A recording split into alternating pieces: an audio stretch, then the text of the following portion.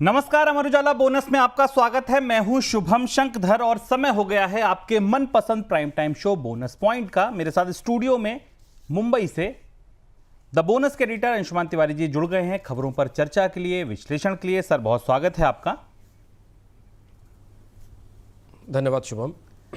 अंशुमान जी से चर्चा शुरू की जाए उससे पहले आपको बता देते हैं आज कौन कौन सी बड़ी खबरों को हमने शामिल किया है। आज बुलेटिन थोड़ा लंबा है, कई अहम खबरें हैं और कुछ दो बड़ी जरूरी बातें हैं जो हम आज आपसे कहने आए हैं।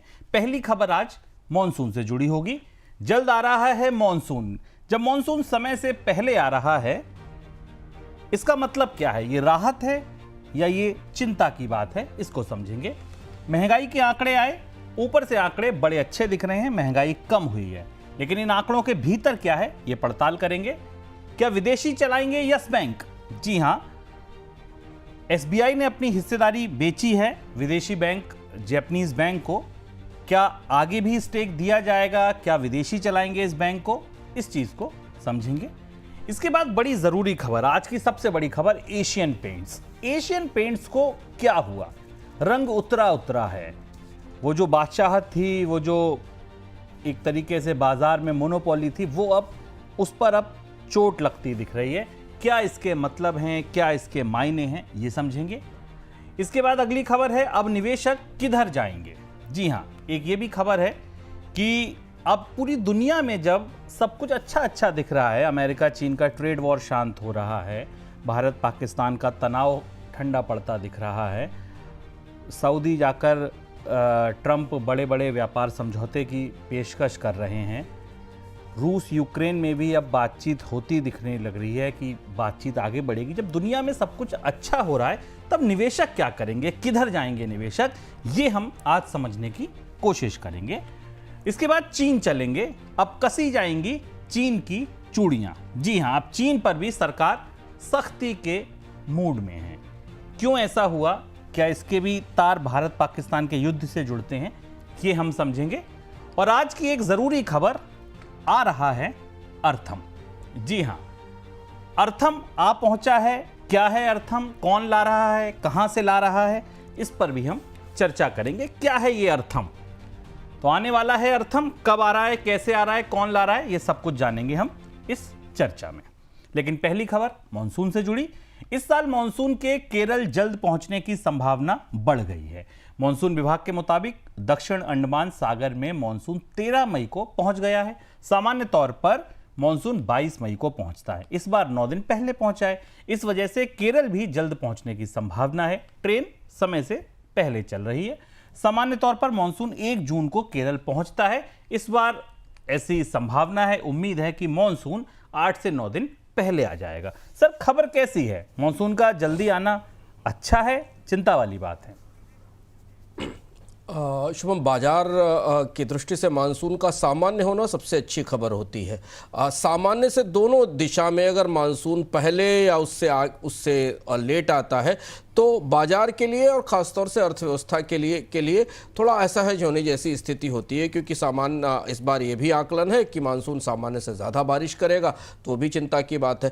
केरल के लिए ये चिंता की खबर है। केरल में चूँकि जब भी मानसून समय से पहले आया है, जो पुराने रिकॉर्ड हमारे सामने खुले हुए हैं 2007, 2009, 2014 और 2018, जब भी समय से पहले मानसून आता है तो केरल में बाढ़ का खतरा ज़्यादा दिखाई देता है। 2018 की बाढ़ केरल के लोगों को अभी भी याद है। तो मानसून की समय से पहले आमद का स्वागत हो रहा है, लेकिन केरल में थोड़ी चिंता और आशंका ज़्यादा है। और जैसा शुरुआत में हमने कहा कि इस बार सामान्य से ज़्यादा बारिश होने की संभावना है, इसलिए भी बाढ़ का खतरा मानसून की शुरुआत से ही मंडराता दिख रहा है। वैसे सामान्य रूप से चूँकि भारत ने कमज़ोर मानसून का एक दौर देखा है, तो फसल की दृष्टि से, खरीफ की फसल की दृष्टि से मानसून के सामान्य होने की, सामान्य से बेहतर होने की खबर अच्छी है। खाद्य महंगाई घटने से रिटेल महंगाई दर करीब 6 साल के निचले स्तर पर आ गई है। मंगलवार को सरकार की तरफ से जारी आंकड़ों में पता चला कि अप्रैल के दौरान रिटेल महंगाई 3.16% पर रही, जो जुलाई 2019 के बाद सबसे निचला स्तर है। महंगाई में आई गिरावट के लिए खाद्य महंगाई का घटना मुख्य वजह है। अप्रैल के दौरान खाद्य महंगाई 41 महीने के निचले स्तर पर आ गई। सर, खाद्य के इधर अगर आप देखें तो खुदरा महंगाई के भीतर और क्या है, आंकड़े क्या बता रहे हैं? खाद्य और खुदरा दोनों महंगाई के आंकड़े 24 घंटे के अंदर आ गए और दोनों ही आंकड़ों ने प्रत्यक्ष रूप से अगर आप सामने देखें तो प्रथम दृष्टया सरकार को, रिजर्व बैंक को राहत दी है। खाद्य महंगाई के भीतर हमें पहली बार खुदरा महंगाई में भी खाद्य मुद्रास्फीति में अक्टूबर 2021 के बाद सबसे निचला स्तर दिख रहा है और यही वो दबाव का बिंदु था जिसे लेकर रिजर्व बैंक लगातार परेशान रहता था। अगर आप पूरे आंकड़े को देखें तो एक ही आंकड़े में आप इस महंगाई को समझ सकते हैं इस एक डेटा पॉइंट से कि जितने भी हिस्से हैं इनमें केवल ईंधन को छोड़ दिया जाए तो मार्च की तुलना में ज्यादातर जगह या तो स्थिरता दिखाई देती है या मामूली कमी दिखाई देती है, चाहे वो ग्रामीण सीपीआई हो, शहरी सीपीआई हो, आवास की महंगाई हो, शिक्षा की महंगाई में मामूली सी बढ़त है, स्वास्थ्य की महंगाई स्थिर है। लंबे समय के बाद हमें देख रहे हैं 5% से नीचे और पूरा आंकड़ा 5% से नीचे है। रिजर्व बैंक की अगर सहनीय क्षमता को माने तो 4% की क्षमता है, तो महंगाई की दर, खुदरा महंगाई की दर उससे भी 4% नीचे है। गर्मी ज्यादा थी, माना जा रहा था कि फलों और सब्जियों की कीमतों में बढ़ोतरी हो सकती है, लेकिन इसके बाद भी अच्छी फसल से राहत की स्थिति है। जबकि जो थोक महंगाई है उसका आंकड़ा अब 1% से नीचे चला गया। यहां मांग में कमी और डिफ्लेशन के खतरे के संकेत बनते दिख रहे हैं। हालांकि वहां भी खाद्य आर्टिकल्स, जो फूड आर्टिकल्स हैं और नॉन फूड आर्टिकल्स हैं, उनमें भी जो कृषि आधारित उत्पाद हैं उनकी कीमतों में हमें कमी दिख रही है। लेकिन महंगाई, खुदरा महंगाई लंबे समय से कमजोर है और इसका असर हमें आमतौर पर मांग पर भी दिखता है, जीडीपी में मांग के हिस्से में। लेकिन रिजर्व बैंक के लिए खासतौर पर अच्छी खबर है। बाजार को इस तरीके की खबर की उम्मीद थी जिससे कि जून की बैठक से वो कुछ नया होने की, कुछ नई रियायत आने की या ब्याज दरों में कमी की उम्मीद लगा सके। सर, थोक महंगाई का 1% के आना, इसको कैसे समझा जाए, इसका क्या मतलब है?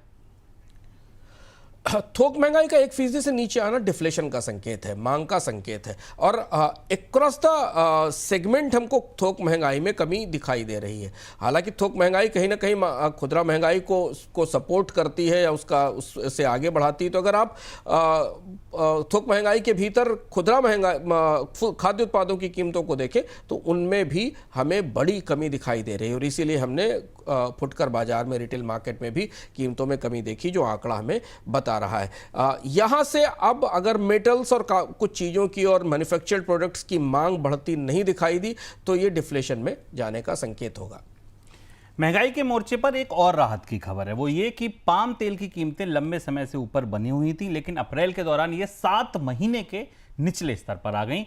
तेल तिलहन उद्योग के आंकड़ों के मुताबिक अप्रैल में पोर्ट पर क्रूड पाम ऑयल का भाव $1112 प्रति टन रहा, जो सितंबर 2024 के बाद सबसे निचला स्तर है। मार्च के मुकाबले 6% कम है। मार्च में पोर्ट पर क्रूड पाम तेल का जो भाव था वो $1184 प्रति टन था। मलेशिया में पाम तेल का उत्पादन और स्टॉक बढ़ने की वजह से कीमतों में गिरावट आई। सर, ये कितनी राहत की खबर मानी जाए, क्योंकि हम तो बड़ी आधे से ज़्यादा तेल तो बाहर से ही लेकर खपत करते हैं, तो ऐसे में अगर 7 महीने के निचले स्तर पर कीमतें आई हैं, ये कितनी राहत की खबर मानी जाए?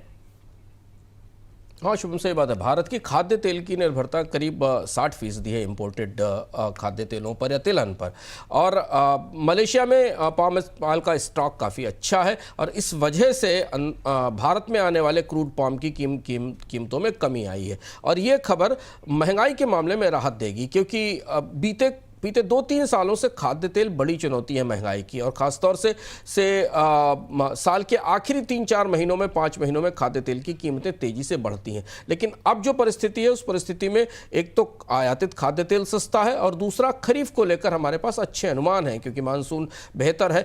मानसून सामान्य से अधिक हुआ और बाढ़ का खतरा हुआ तो शायद कोई अनुमान बदल सकता है, लेकिन फिलहाल कृषि क्षेत्र की तस्वीर बेहतर दिख रही है और ऐसी स्थिति में खरीफ से पहले खाद्य तेल की कीमतें गिरने से महंगाई का आउटलुक, महंगाई की संभावना बेहतर दिख रही है। लेकिन अगर भारतीय बाजार में एक सीमा से अधिक कीमतें घटती हैं तो उसका खरीफ की बुआई पर किसानों के उत्साह पर कैसा असर पड़ेगा यह हमें बाद में पता चलेगा जब समर्थन मूल्यों की तस्वीर हमारे सामने होगी। लेकिन फिलहाल इस साल जो भारत की इडिबल ऑयल इकोनॉमी है उस पर दबाव कम रहेगा, ऐसे संकेत हमें मिल रहे हैं। फिलहाल जो स्टॉक की पोजीशन हमें पाम ऑयल की पूरी दुनिया के बाजारों से, खासतौर से साउथ ईस्ट एशिया के बाजारों से मिलती है।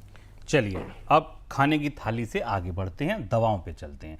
भारत से एक्सपोर्ट होने वाली दवाओं के गलत इस्तेमाल को रोकने के लिए सरकार ने दवा एक्सपोर्ट नियमों में सख्ती की है। Central drug standard control organisation ने इसके लिए नए निर्देश जारी किए। इस तरह की रिपोर्ट्स आई थी कि भारत की गैर मान्यता प्राप्त दवाओं का अफ्रीकी देशों में एक्सपोर्ट हो रहा था और वहां से वे दवाएं दूसरे देशों में भेजी जा रही थी। क्या जरूरत पड़ी सर इसकी? इस खबर का एक पीछे बड़ा महत्वपूर्ण पहलू है। बहुत सारी ऐसी दवाएं हैं भारत में, खासतौर से कफ सिरप्स ऐसी हैं जिनमें कुछ ऐसे तत्वों का इस्तेमाल होता है जो नार्कोटिक्स और साइकोट्रोपिक ड्रग्स के दायरे में आते हैं और उनका इस्तेमाल होता है क्योंकि दवाओं में उन्हें मिलाया जाता है, जो कि आमतौर पर नशा पैदा करते हैं। सरकार के पास इस तरीके की शिकायतें आई हैं कि भारत से जाने वाली कफ सिरप्स और कई सारी दवाओं में इसकी मात्रा, अल्कोहल का कंटेंट या नशे का कंटेंट ज़्यादा है और इन्हें एक तरीके से नशे की दवा के तौर पर इस्तेमाल किया जा रहा और इसलिए अचानक आनन फानन में सरकार को यह फैसला लेना पड़ा है, सख्ती करनी पड़ी है कि अब इन दवाओं में जिन तत्वों का इस्तेमाल किया जाता है जो कि अनुमति की सीमा में है या उससे अधिक है, इसकी पड़ताल की जाएगी। क्योंकि दवाओं के मामले में पिछले 2 साल में भारत की साख को भी कई झटके लगे हैं, नकली दवाएं भी गई हैं, खराब दवाएं भी गई हैं, तो इसलिए सरकार इसमें और अधिक सतर्कता बरत रही है। जापान के एसएमबीसी बैंक की यस बैंक में हिस्सेदारी बढ़ने के बाद यस बैंक के मैनेजमेंट में एसएमबी का कंट्रोल बढ़ सकता है। डील के बाद एसएमबी बैंक मैनेजमेंट में नियंत्रण बढ़ाने पर विचार कर रहा है। एसएमबीसी बैंक ने यस बैंक में एसबीआई से 13% से ज़्यादा हिस्सेदारी खरीदी है और बाकी बैंकों से 6.81% हिस्सा खरीदने पर सहमति जताई है। सर, तो क्या माना जाए, एक और बैंक जिसका नियंत्रण विदेशी हाथों में जाएगा? बिल्कुल ऐसा लगता है कि जो एसएमबीसी बैंक की तरफ से जो संकेत आए हैं, हालांकि अभी हिस्सेदारी 20% है जो हिसाब पता चला है, लेकिन एसएमबीसी बैंक के Sumitomo Mitsui bank S bank में अपनी हिस्सेदारी बढ़ा सकता है। एस बैंक का किस्सा सबको पता है, एस बैंक संकट में था, उसके आदे से उबारने के लिए भारत के प्रमुख बैंकों ने एसबीआई की अगुवाई में इसमें पैसा लगाया था और अब वहां से उन्हें एग्जिट करना है। लंबे समय से इसकी कोशिश हो रही थी। फिलहाल अब सुमितोमो बैंक ग्राहक के तौर पर सामने आया है और अगर ये बैंक इस बैंक के नियंत्रण की तरफ जाता है, जिसकी चर्चा है बाजार में कि अंततः एक जापानी बैंक इस बैंक का नियंत्रक होगा, तो उसे बाजार में ओपन ऑफर देकर अपनी हिस्सेदारी बढ़ानी होगी। ये हम लक्ष्मी विलास बैंक के मामले में भी देख चुके हैं। 2020 में डीबीएस ने लक्ष्मी विलास बैंक का अधिग्रहण किया था, टेक ओवर किया था। तो ये भारत में के प्रमुख बैंकों में निजी बैंकों में दूसरा ऐसा बैंक होगा जिस पर जो अब एक विदेशी के नियंत्रण में जाने की तरफ बढ़ रहा है। टेलीकॉम कंपनी भारती एयरटेल ने मंगलवार को मार्च तिमाही के नतीजे घोषित किए और नतीजे धमाकेदार थे। कंपनी ने बताया कि मार्च तिमाही में उसके मुनाफे में लगभग 5 गुना की बढ़ोतरी हुई है। मुनाफा लगभग 11,000 करोड़ रुपए से ज़्यादा रहा है। 2024 की तिमाही में कंपनी का मुनाफा 2,161 करोड़ रुपए था। पिछले साल जुलाई में मोबाइल टैरिफ बढ़ने के बाद टेलीकॉम कंपनियों के मुनाफे में बढ़ोतरी हुई है। सर, 5 गुना बढ़ोतरी, क्या वजह है? बेहद चौंकाने वाला और बाजार के लिए तो बहुत खुश करने वाला आंकड़ा था।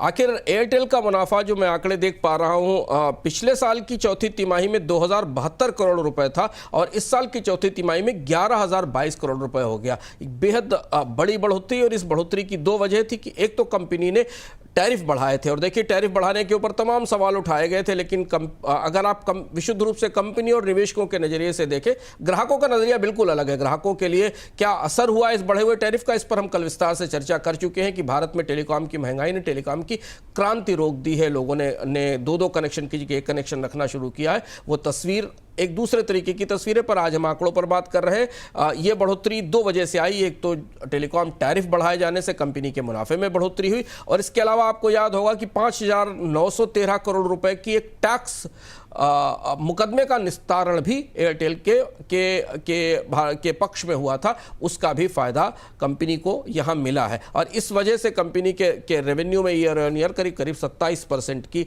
बढ़ोतरी दिख रही है। इसके बाद अब एयरटेल के लिए भविष्य में अपनी योजनाओं को बेहतर करना और उसमें निवेश करना अच्छा होगा। एक और महत्वपूर्ण बात, जिस चर्चा को आप लगातार सुनते रहे, एयरटेल का आरपू अब इस समय इंडस्ट्री में सबसे अच्छा हो गया है, एवरेज रेवेन्यू पर यूजर, क्योंकि यहाँ सीधा असर हुआ है टैरिफ बढ़ाए जाने का। सर, रिजल्ट की रोशनी में फिर भारत का मोबाइल बाजार अगर आप देखें तो आपको कैसा दिख रहा है, स्पेशली कनेक्शन बाजार? जो ये नए कनेक्शन कल हमने देखा कि उसकी ग्रोथ ठंडी पड़ रही है, इस रिजल्ट से अब बाजार की तस्वीर आप कैसी बनती देख रहे हैं?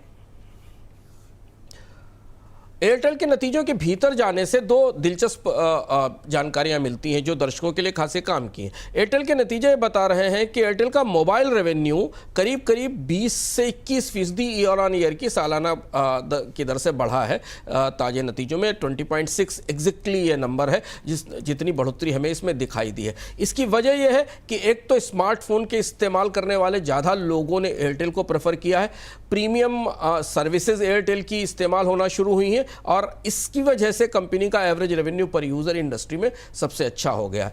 लेकिन जो दूसरी सबसे महत्वपूर्ण बात है कि एयरटेल के नतीजों में हमें दिख रहा है कि होम ब्रॉडबैंड और खासतौर से फिक्स्ड वायरलेस, जिस पर हमने कल जिक्र किया था कि इसकी मांग बढ़ रही है शहरों में, महंगा है, लेकिन इसके बाद भी इसकी ग्रोथ दरअसल मोबाइल रेवेन्यू से ज़्यादा तेज है। एयरटेल के नतीजे बताते हैं कि फिक्स्ड वायरलेस की ग्रोथ करीब 21.3% रही है और पिछले साल रिकॉर्ड नए कस्टमर्स एयरटेल ने हासिल किए हैं फिक्स्ड वायरलेस और ब्रॉडबैंड में। यानी मोबाइल जिस गति से बढ़ रहा है उसी गति से एयरटेल के पास घरों में या दफ्तरों में या बिजनेस में लेने वाले में जो फिक्स्ड वायरलेस लेने वाले लोग हैं उनकी संख्या बढ़ रही है। इसका फ़ायदा तो ये दोनों बाजार एक साथ ग्रो कर रहे हैं और इसमें जो घरों का बाजार है उसमें बढ़ोतरी एयरटेल के लिए उत्साहवर्धक है। डिजिटल टीवी में गिरावट आई है क्योंकि उसका स्वाभाविक सी बात है, क्योंकि स्मार्ट टीवी का लोगों के पास OTT और बाकी कंजम्पशन मोबाइल के जरिए बढ़े हैं। एयरटेल बिजनेस वर्टिकल का के रेवेन्यू में गिरावट आई है। एयरटेल के अफ्रीका के रेवेन्यू बहुत अच्छे रहे, करीब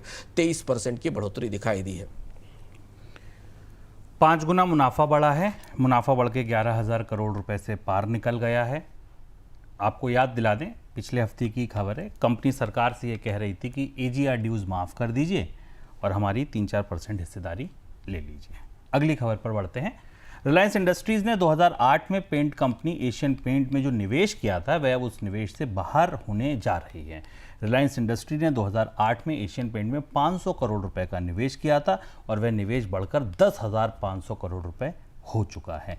कंपनी में रिलायंस इंडस्ट्रीज़ की करीब 4.9% हिस्सेदारी है। सर, एशियन पेंट मतलब मुझे लगता है एक ऐसी कंपनी है जिस पर आदमी आंख बंद करके भरोसा करता था। FIs हों, DIs हों, रिटेल निवेशक हो, हमेशा भरोसे के नज़रिए से देखते थे एशियन पेंट को। क्या हुआ एशियन पेंट को? ये पूरी कहानी है दरअसल अब लड़खड़ाती सी दिख रही है।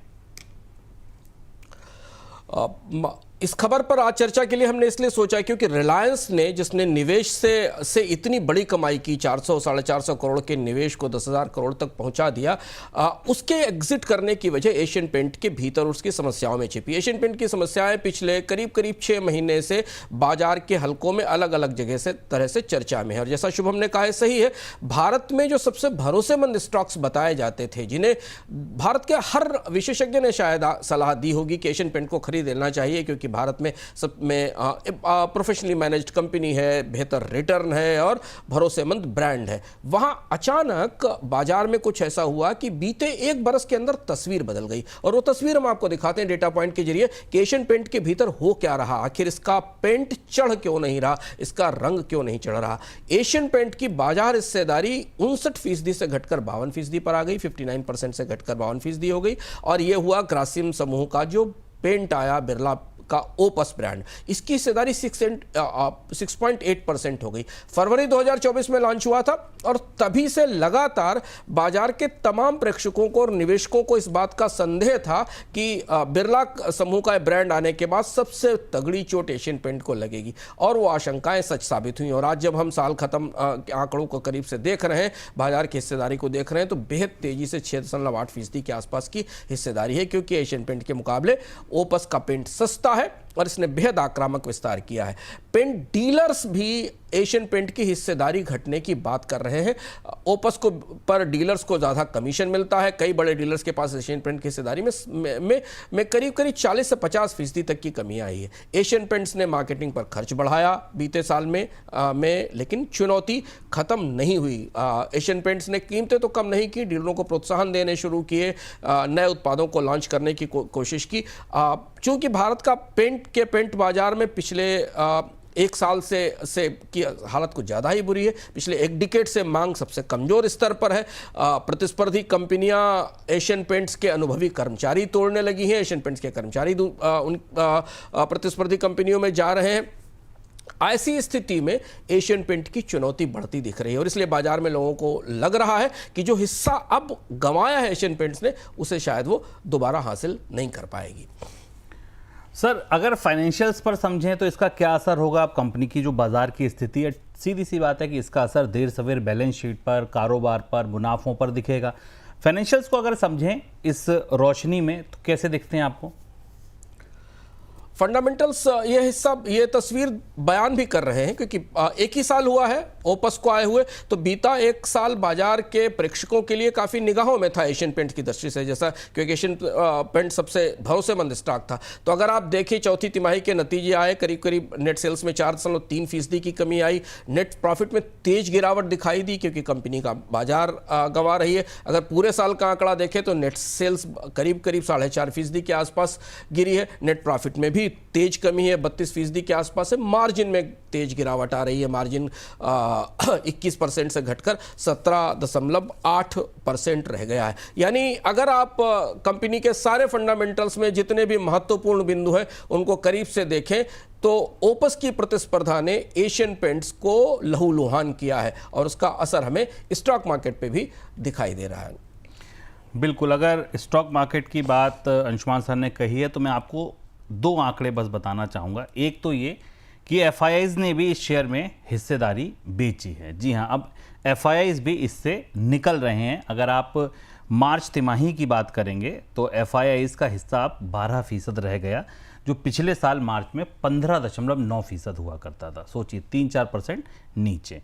एक और इम्पॉर्टेंट चीज़ जो मैं बोलना चाहूँगा वो ये कि अगर आप एशियन पेंट को कैसे देखते हैं कि यार मैंने अगर पैसे लगाए होते तो क्या होता, तो अगर आपने एक हफ्ते पहले पैसे लगाए होते तो आप आज 5% से ज़्यादा नीचे होते, एक महीने पहले लगाए होते तो 5.5% नीचे होते, एक साल पहले पैसे लगाए होते तो आप मान के चलिए कि 20% आप नुकसान हाथ जलाए बैठे होते, 3 साल पहले पैसे लगाए होते तो 25% नुकसान में होते। अब बात केवल शेयर तक मत रखिएगा, अपने म्यूचुअल फंड्स भी देखिएगा। एशियन पेंट कहाँ कहाँ किस किसने खरीद रखा है, वहाँ सब जगह इसका असर दिखेगा कि पिछले एक साल में 20% का नेगेटिव रिटर्न है, 3 साल में 25% का। निफ्टी पर चर्चाएं ये हैं कि वो ऑल टाइम हाई छू सकता है बहुत जल्द आने वाले महीनों में, और एशियन पेंट कहाँ है। देश में डिजिटल लेन देन में बढ़ोतरी के बावजूद करेंसी का सर्कुलेशन लगातार बढ़ता जा रहा है। रिजर्व बैंक के आंकड़े आए, पता चला कि मई की शुरुआत में अर्थव्यवस्था में कुल करेंसी सर्कुलेशन 38 लाख करोड़ रुपए से ज़्यादा है। ये नया रिकॉर्ड है। एक साल पहले इसकी तुलना में ये 2.4% बढ़ा है। सर, आंकड़े क्या बता रहे हैं? इतना पैसा मार्केट में हाथ बदल रहा है? करेंसी इन सर्कुलेशन का आंकड़ा जब भी आता है तो हमारे सामने कई सारे सवाल उठते हैं और बड़े ऑब्वियस से और स्वाभाविक से सवाल उठते हैं। उसमें जो सबसे बड़ा सवाल होता है हमारे दिमाग में कि अगर करेंसी इन सर्कुलेशन या नकदी का प्रवाह इतना ज़्यादा है तो फिर डिजिटल क्रांति का क्या हो रहा है, क्योंकि सरकार की तरफ से और बाकी जगह से आंकड़े आते हैं और हम अपने अनुभव से बता सकते हैं कि लोग यूपीआई और डिजिटल माध्यमों से पेमेंट कर रहे हैं। आंकड़ों को करीब से देखें तो भारत में करीब 38.1 लाख करोड़ रुपए का करेंसी इन सर्कुलेशन था 2 मई के आंकड़े में, जो हम रिजर्व बैंक से मिला है। 2.7% सर्कुलेशन में बढ़ोतरी हुई है। यूपीआई है, आईएमपीएस है, एनईएफटी है, ऑनलाइन ट्रांजैक्शंस के विकल्पों की पूरी श्रृंखला भारत में मौजूद और जिनका इस्तेमाल भी हो रहा है। इसके बाद भी करेंसी में या नकदी में लेन देन बढ़ता चला जा रहा है। नकदी का आंकड़ा हमें ये बता रहा है और ये थोड़ा पैराडॉक्स है, थोड़ी चौंकाने वाली बात है, क्योंकि ये माना गया था कि नई तकनीकें आने के बाद नकदी का इस्तेमाल कम होता जाएगा। इसकी सबसे बड़ी वजह है कि भारत अब डबल प्लेटफॉर्म मार्केट के तौर पर उभर रहा है। भारत में तमाम कोशिशों के बाद भी नकदी और डिजिटल दोनों एक साथ ग्रो कर रहे हैं, बढ़ रहे हैं। ग्रामीण और असंगठित बाजारों में नकदी की अभी भी प्रधानता है। कैश विड्रॉल एटीएम से लगातार मौजूद हैं, बढ़ रहे हैं और खासतौर से छोटे बाजारों में, छोटे कस्बों में अभी वो डिजिटल क्रांति का असर नहीं दिखाई दिया है। छोटे लेन देन के लिए थोक बाजारों में, मंडियों में नकदी को अभी भी महत्वपूर्ण आधार माना जा रहा है और इसलिए करेंसी इन सर्कुलेशन में बढ़ोतरी दिख रही है। इसके अलावा लोगों की कैश होल्ड करने की आदत भी नहीं गई है। कैश को अपने हाथ में रखने की, भले ही सारी सुविधाएं उनके मोबाइल पर उपलब्ध हो, और इसमें आप स्मार्टफोन वर्सेस फीचर फोन रखने वाले लोगों के फर्क को भी समझ सकते हैं। तो यह आंकड़ा हमें बता रहा है कि डिजिटल क्रांति तो है, लेकिन नकदी से लोगों का प्रेम मोह बना ही नहीं हुआ, बल्कि बराबर बढ़ता जा रहा है। तो सर, ये होल्डिंग ही की वजह से क्या ऐसा है कि नकदी तो है, बाजार में मांग नहीं है? हाँ, यही है, क्योंकि जब भी शुभम ऐसा होता है कि करेंसी इन सर्कुलेशन का आंकड़ा आता है, तो हमारे दिमाग में एक सवाल आता है कि इतनी करेंसी और इतने डिजिटल ट्रांजैक्शन, फिर जीडीपी में बढ़ोतरी दिखती क्यों नहीं, डिमांड में बढ़ोतरी क्यों नहीं नजर आती? तो हम आंकड़े को अगर भीतर से समझने की कोशिश करें तो नकदी जो है वो एक किस्म का स्टॉक है और जीडीपी एक किस्म का फ्लो है। लोग नकदी रखे तो हैं पर खर्च नहीं कर रहे हैं, और इसलिए जीडीपी पर असर नहीं दिखता। भारत में नकदी है लोगों के हाथ में, कैश होल्ड है, तो जिसे हम मनी मल्टीप्लायर कहते हैं, यानी जो मनी बाजार में है, जो मल्टीप्लाई होकर डिमांड में दिखनी चाहिए, वो हमें नहीं दिखाई देती।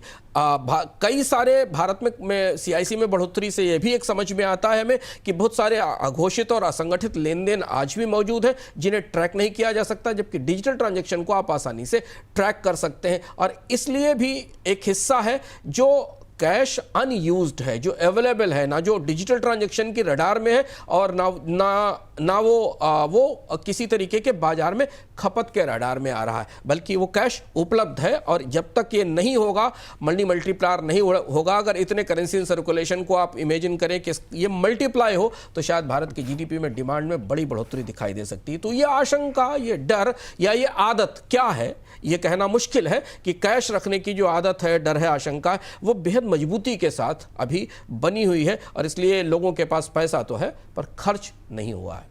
अप्रैल के दौरान अमेरिका में महंगाई दर 38 महीने के निचले स्तर पर पहुंची है। महंगाई दर 2.3% दर्ज की गई है, जो फरवरी 2021 के बाद अब तक का सबसे निचला स्तर है।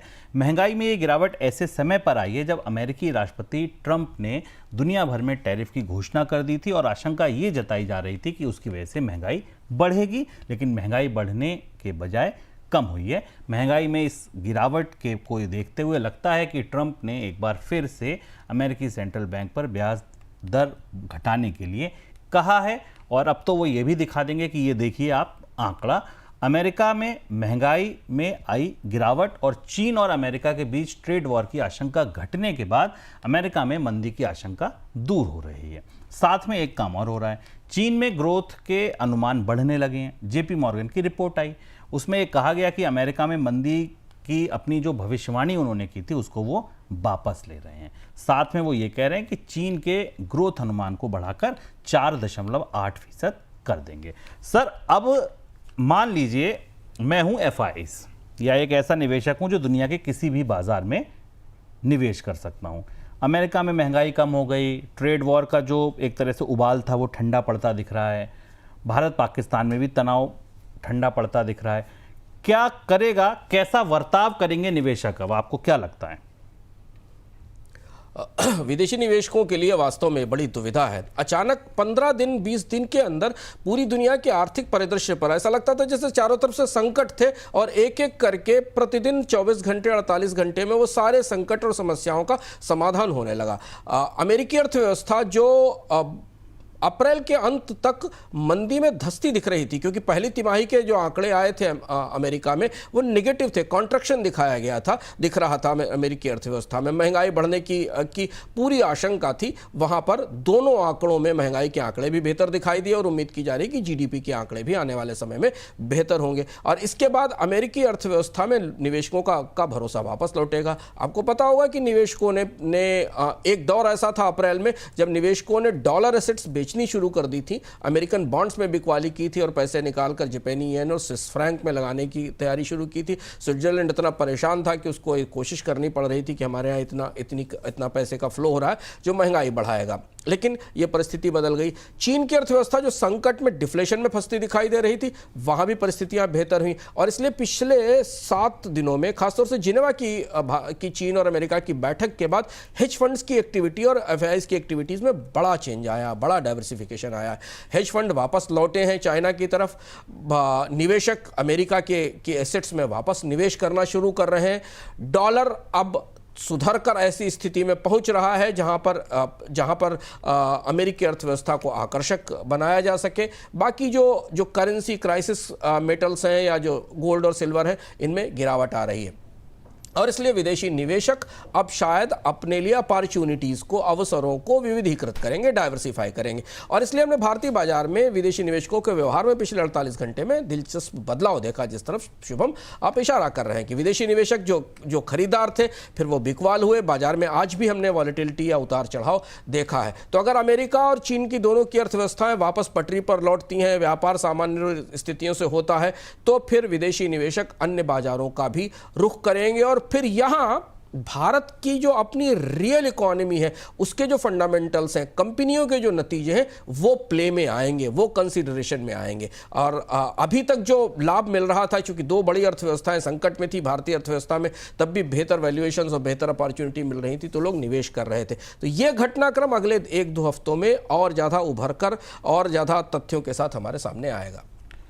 दुनिया भर में टैरिफ वॉर पर छिड़ी चर्चाओं के बीच ब्रिक्स समूह के 2 प्रमुख देश यानी चीन और ब्राजील ने दुनिया भर में फ्री ट्रेड की वकालत की है। ब्राजील के राष्ट्रपति लूला डा सिल्वा ने चीन के राष्ट्रपति शी जिनपिंग के साथ मुलाकात की है और दोनों देशों की तरफ से फ्री ट्रेड को लेकर बयान जारी किया गया है। सर, किस तरफ इशारा कर रही है ये साझेदारी? ब्राजील एक बड़ा दिलचस्प घटनाक्रम था। सऊदी और डोनाल्ड ट्रंप की मीटिंग पर हम आगे चर्चा करेंगे। लूला डी सिल्वा और इसके पहले चिली और लैटिन अमेरिका के कुछ देशों के राष्ट्रपति पिछले 1-2 हफ्तों में चीन की लगातार यात्रा पर आए हैं। तो एक तरफ अमेरिका मध्य पूर्व की तरफ घूम रहा है, बढ़ रहा है, तो दूसरी तरफ चीन अपनी क्षमताओं को देखते हुए, अपने भविष्य की योजनाओं को देखते हुए, खास तौर से मिनरल्स की डिमांड को देखते हुए, जिसके लिए कि लैटिन अमेरिका के देश काफ़ी समृद्ध माने जाते, उनके साथ संबंध बढ़ा रहा और करीब करीब $25 बिलियन के निवेश अनुबंधों पर सहमति बनी है लूला डी सिल्वा और चीन के राष्ट्रपति के बीच। इसके बाद चिली के राष्ट्रपति के साथ भी चर्चा हुई है इसी हाल फिलहाल के दिनों में। और दक्षिण अमेरिका की अन्य अर्थव्यवस्थाओं के साथ भी चीन अपना रिश्ता बेहतर कर रहा है। तो एक तरफ तो अमेरिका के साथ रिश्ते सामान्य करने की कोशिश है, पर बराबर समानांतर पेशबंदी जारी है चीन की, कि ये से नजर आता है।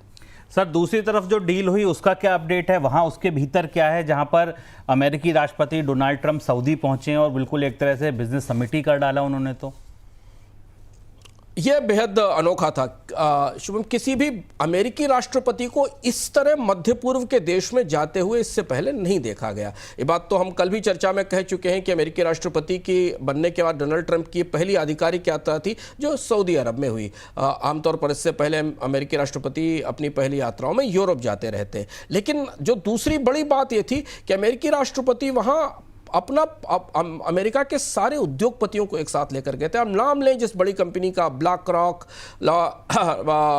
अमेजॉन, एनवीडिया, सारे बड़े उद्योगों के प्रतिनिधि वहां गए थे, क्योंकि डोनाल्ड ट्रंप इस बार गिवर बनकर नहीं गए थे, देने वाला बनकर नहीं गए थे, महत्वपूर्ण है लेने वाला बनकर गए थे। उन्हें अब अमेरिका के लिए पैसे चाहिए और दुनिया में सबसे अमीर सॉवरेन वेल्थ फंड इस समय सऊदी अरब के पास है। तो सऊदी अरब ने $600 अरब के निवेश के समझौते किए हैं, जिसमें से $300 अरब तो इंडस्ट्री के बीच में चर्चा में बातचीत के दौरान तय हुआ है कि इसमें जाएगा और इसके अलावा सॉवरेन वेल्थ फंड अलग से निवेश करेगा। करीब भविष्य में $1 ट्रिलियन का निवेश सऊदी अरब से अमेरिका में जाने वाला है। दूसरी तरफ डोनाल्ड ट्रंप कितने बड़े और कितने चतुर व्यापारी हैं कि उन्होंने अपने लिए वहां से निवेश भी आकर्षित किया और इसके साथ अमेरिकी हथियारों की आपूर्ति की एक बड़ी डील भी की, जो $142 बिलियन की डील है डिफेंस की।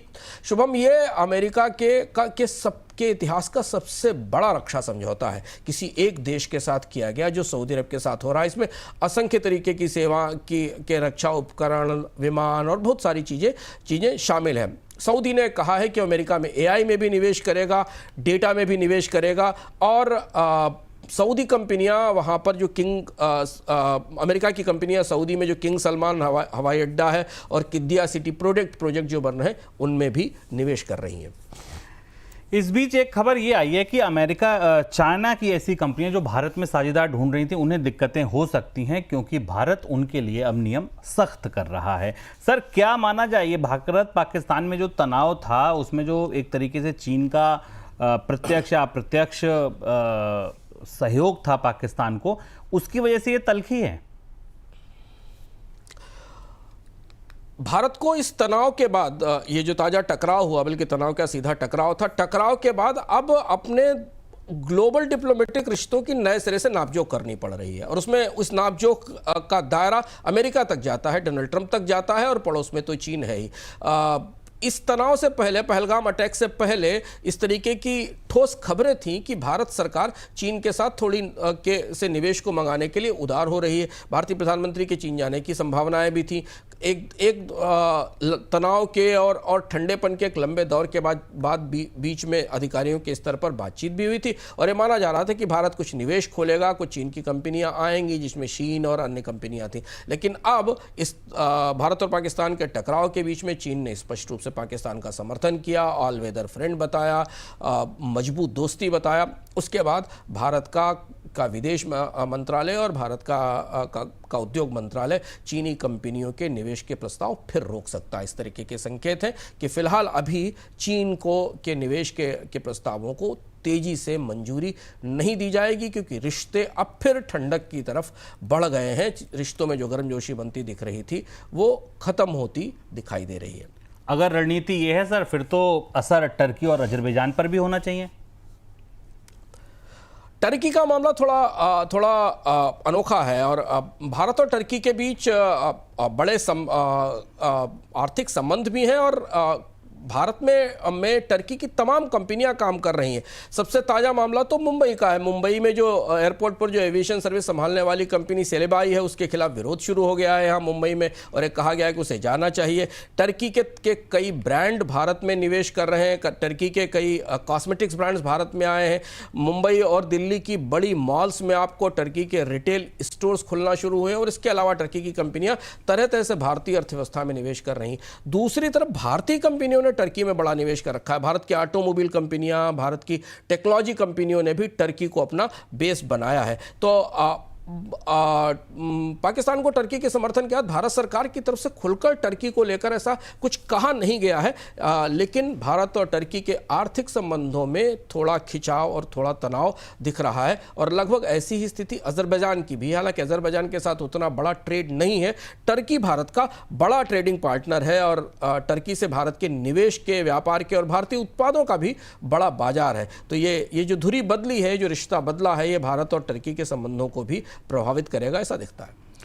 देखिए, अगर आप बोनस पॉइंट के दर्शक हैं ना नियमित, तो यही बात खास है इस शो की। कहां से शुरू हुए थे? आपकी थाली से, फिर कहां आए? आपके मोबाइल टैरिफ तक और आपके घर के पेंट तक, और अंत में चलते चलते आपने टर्की, अजरबैजान, चीन, अमेरिका सब कुछ जान लिया अंशुमान जी से सिर्फ एक 40 मिनट के शो में। लेकिन ये तो रोज की बात थी। बहुत सारे लोगों के ये सवाल थे, बहुत सारे लोगों का ये अनुरोध था, निवेदन था कि सर वो जो आप वीकली प्रोग्राम करते थे, एक वीकली कॉलम आप लिखते थे, एक वीकली शो आप करते थे, वैसा शो लेकर आइए। सर, क्या सुन ली उनकी आपने? हाँ, कई दर्शकों के व्यक्तिगत रूप से शुभम फोन थे और हर बोनस पॉइंट पर एक प्रतिक्रिया भी थी कि हम एक साप्ताहिक कार्यक्रम शुरू करें। तो आप सबकी की जो इच्छा थी उसको शिरोधार्य करते हुए इसी सप्ताह से हम लेकर आ रहे हैं अर्थम, बेहद विशिष्ट ढंग से, अलग तरीके से, जहां हम विस्तार से किसी एक विषय को चुनेंगे और आपको उसके सारे आयामों में बताएंगे और ये पिछले आपके जो अनुभव है उनसे काफ़ी बेहतर बनाने की कोशिश की है हमने और हमारी टीम ने। शुभम इसके बारे में आपको और भी जानकारी देंगे। देखिए, ये बड़ी इंपॉर्टेंट बात है कि अर्थम जो आपको मिलेगा ना, वो शुक्रवार की शाम को मिलेगा, लेकिन वो सबको नहीं मिलेगा। जी हाँ, ये इसमें एक छोटा सा केवेट है। अगर आप द बोनस परिवार का हिस्सा हैं, अगर आप हमारे मेंबर हैं, आपने ज्वाइन कर रखा है हमारे चैनल को, तब आपको अर्थम की किस्त मिल जाएगी शुक्रवार शाम 5 बजे। ठीक है? और अगर आप हिस्सा नहीं हैं तो आपको ये एपिसोड मिलेगा अगले हफ्ता, अगले सप्ताह तक आपको इंतज़ार करना पड़ेगा।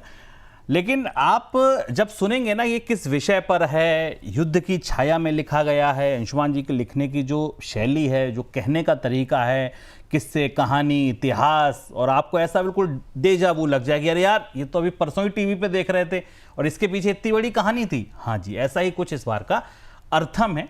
इस बार के अर्थम में हम बात कर रहे हैं किसी बड़े खास विषय की। आपकी स्क्रीन पर उसका टाइटल तो है ही, आप देख रहे हैं, वो आ रहे हैं।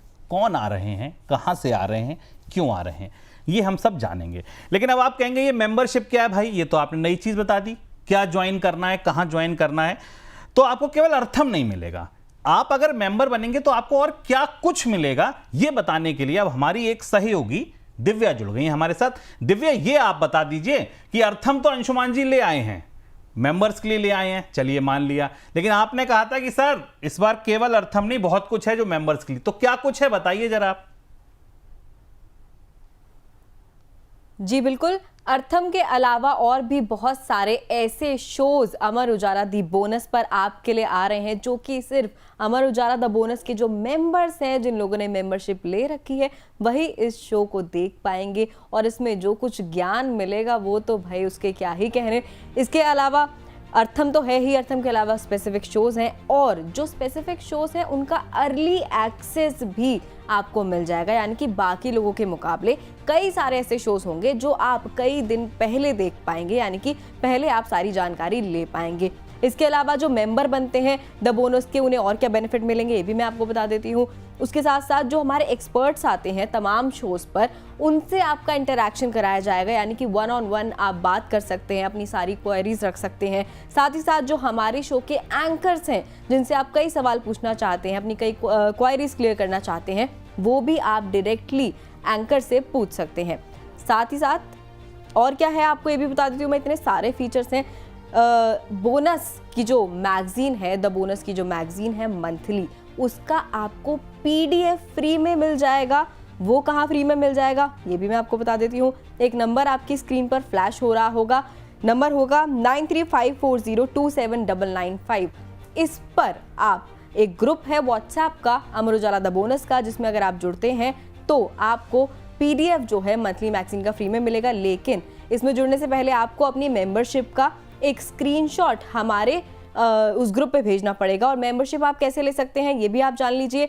अमर उजाला द बोनस के YouTube चैनल पर जाइएगा, सब्सक्राइब के साथ में आपको एक ऑप्शन दिखाई देगा ज्वाइन का, ज्वाइन पर आप टैप करेंगे, वहाँ आपको 3 ऑप्शन दिखाई देंगे। उसमें से सबसे नीचे सबसे प्रीमियम वाला जो पैकेज है, जिसमें आपको बहुत सारे यानी कि जो भी बेनिफिट्स मैंने बताए, इसके अलावा और भी कई बेनिफिट्स मिलते हैं, वो आपको लेना है। उस पर जाके आपको ज्वाइन करना है और जाकर उसको बाय कर लेना है। तो चलिए, बहुत कुछ है इस बार मेंबर्स के लिए बड़ा खास। मेरे दोनों साथियों का बहुत शुक्रिया, दिव्या आपका भी, अंशुमान सर आपका भी।